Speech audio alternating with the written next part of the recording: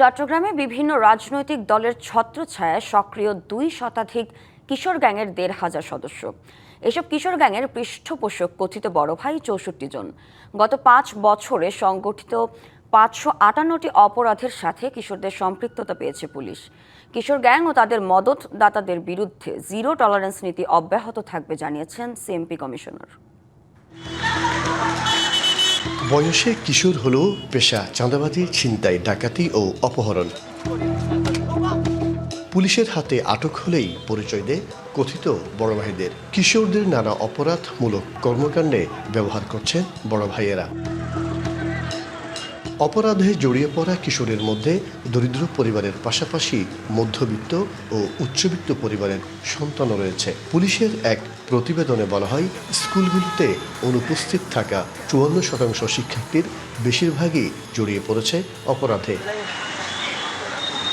আইনশৃঙ্খলা পরিস্থিতির অবনতির কারণ খুঁজতে গিয়ে স্কুল পড়ুয়া শিক্ষার্থীদের অপরাধে জড়িয়ে পড়ার বিষয়টি সামনে আসে। কিছুটা তালিকা আমাদের আছে এবং ওই অনুযায়ী আমরা কাজ করছি। এই বিষয়টাতে আমরা যেটা বারবার বলছি যে আমাদের টলারেন্স হলো 0 এবং এটিকে কোনোভাবেই প্রশ্রয় দেওয়া হবে না, এবং কোনো বড় ভাই বা কেউ কিছু থাকলে ধরনের কেউ থাকলে তারাও কিন্তু এর বাইরে থাকবে না। তাদের সবাইকে আমরা আইনের আওতায় নিয়ে আসবো। নগদ নিয়ে এলো হার না মানা হার অফার। সর্বনিম্ন ১০,০০০ টাকা রেমিটেন্স নগদে পাঠালে থাকছে স্বর্ণের হার জেতার সুযোগ।